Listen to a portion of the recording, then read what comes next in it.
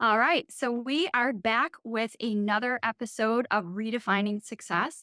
And today we are going to talk about creating a vision and really what that means, for a vision for our life, our vision for our business, and really how we can tie this all together and have this vision where we are individuals stepping into our purpose, and our purpose tends to be the business or the outcome of the goal that we're striving to achieve.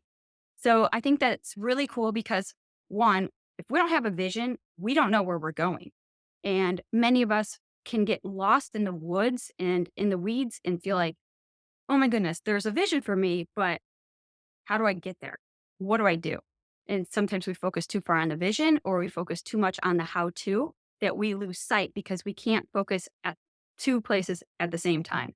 So I love for Amy to share a little bit of your take on this because I know we've got a lot to unpack and really how we can pull this all together. And again, this is our entrepreneurial journey. However, it's really our personal journey to call out our purpose and step fully into that with confidence and courage. Yeah, I think you hit the nail on the head with the duality of it. We're always taught, dream big, dream big. But at the same time, when we're dreaming so big, it can be overwhelming. And it's like, well, wait a minute, there's so much I want to do. I don't even know where to start. And you get stuck in this state of analysis paralysis. And then we end up not taking action, not stepping into that bigger purpose, that bigger vision that we have. So it's really the duality of both and figuring out how to navigate that in a way that feels good for you. And something that's really helped me over this past year is really embodying okay, who do I need to be? Who at the end of the day do I need to be? What aligns with my values, with my vision? And once you realize, okay, I can have both, I can do this, and just start taking those 1% actions, just taking that next step, we evolve. And our vision sometimes evolves as well. The vision I had for myself when I was fresh out of college is totally different than the vision that I have for my life now. But I think really taking the time to quiet the noise and go back inward and figure out, okay, what do I really want? And that's a really hard question to answer because we're so caught up in the hustle and bustle of life that we forget that we get to choose. That at the end of the day, we can choose what we're saying yes to. We can choose what we're saying no to. So I think it's really key to pause amongst the chaos, to go inward, to sit quietly and ask ourselves, what do I really want? At the end of the day, nothing in life is guaranteed. The only thing that's guaranteed is this present moment right now.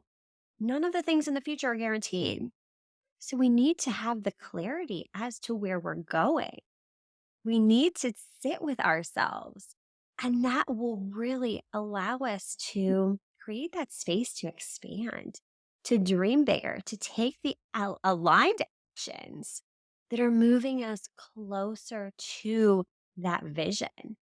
And something I did years ago, and it's been really, really helpful. We not only have our business plan. So I've got the business plan, it's got the mission, it's got the values, it's got the vision, like all of the things. I also have one for my life as well. Really, what do I want out of this? And I've got kids, so we include them in there as well. We're all part of a team. How can we work together and create a shared vision as a family as well? So, whether you have children, whether you have a spouse, significant other, you know, what is that vision that you have together? It's okay to have a shared vision and individual visions as well, but really unpacking too our values and what aligned with those values. How about you? What's your take?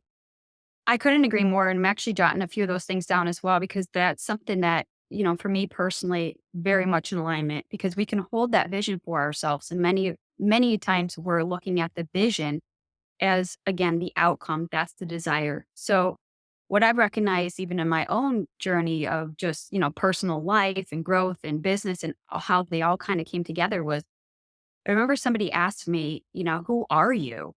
And that question made me take pause. And I was just like, well, first, you typically lead with your roles and your successes or achievements. Like, hi, I'm, fill in the blank, and this is what I do. We're taught to give that elevator pitch that I help X do Y so that, and you fill in that formula. And so that tends to be how we introduce ourselves because that's what we're conditioned, right? When you ask who is Rachel Brooks, it's going to have all these titles and roles. So when that question was prompted to me, and I took that back and I was like, well, you know what? I'm actually in a season where I'm changing. So I don't even know if those roles and titles align with who I am. So I had to ask myself another layer. Who am I really? Like, really to the core of who I am. And that took me off on this venture of really taking a deep dive into personal growth and self discovery because I couldn't answer that question then, which meant I didn't even know who I was in that moment, let alone who I needed to be for the vision I held. But yet that vision was almost just like a pin drop on a map somewhere. I knew the direction of where I was going, but I didn't know the destination.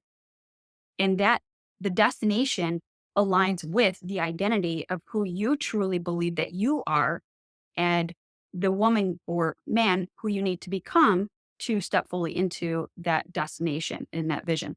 So it sent me on that journey of personal growth and discovery. And I really had to do a deep dive into again, who am I down to our core values, our thoughts, our identity, but more importantly, the beliefs that we hold about ourselves and our capabilities and our potential, although those don't determine whether or not we can succeed or accomplish the said vision. Because when we hold that alignment in our heart and we have that destination out in the forefront, that's where the whole journey is about strengthening our character, stepping into the gifts, harnessing them, focusing on them to become better. We sharpen those skills. And so as we continue this journey, we're essentially taking these two paths, merging into one, and that one becomes part of who you are as your purpose and your core integral values aligned with the intention and calling and vision. So there's kind of a few things, when we talk about vision, calling, mission, or purpose, it's somewhat in the same realm, but you're going to know that you're not veering off path because your internal compass is the direction of where you're going. And that's that God given gift, vision, and skills and abilities and everything that lie within you. But if you don't know who you are, you can't go tackle or achieve or build the dream if you have the wrong tool belt or the wrong tool. And so that's kind of the journey in the nutshell. So I love that you brought that up because visions and values, they all stem from personal identity and belief. And then another thing to add on to that as well. And so when we step into that, we need to set our aligned actions, which stem from our intentions. So even though we might not succeed on getting the first intention right, like I intend to go left, but sometimes, you might go right. It's okay. But the intention is there because now you're putting one foot in front of the other. But sometimes in life, we got to spin ourselves around and we got to be pointed in that right direction. And that will come again when we continue to work on ourselves and on in the business as well. Yeah. I want to back up a little bit to something you said that was really, really prominent. We let our titles define us. Mhm. That is so true. Anytime you go to introduce yourself, in any capacity, a lot of times you're molding yourself into this title. But we have to realize that we're more than these titles. And these titles will evolve over time, and that's okay. But we can't necessarily let these titles define us. We need to realize that we're more. We're more than a title. And over time, there's going to be that evolution. And it's a beautiful thing because the joy is truly on the journey. The joy is in the journey of who we're becoming in order to reach that vision. And I would love to know what's really helped you to clarify your vision because we're always evolving. I want to know what's really helping you right now. That's a great question. And I think that's something, as we continue on this journey to ask ourselves those questions. And to be honest, like what answer you have today is not going to be the same answer you're going to have in maybe even a month or even 10 years from now. So the way I like to look at that is keeping that short-sighted goals and setting ourselves up for success, because when we can hit those small goals and the steps, we start now embracing that too, where it doesn't feel like this big gap and a divide because we're slowly stepping into these different versions of us, but yet they all align with the person we need to be to achieve the said dream and goals.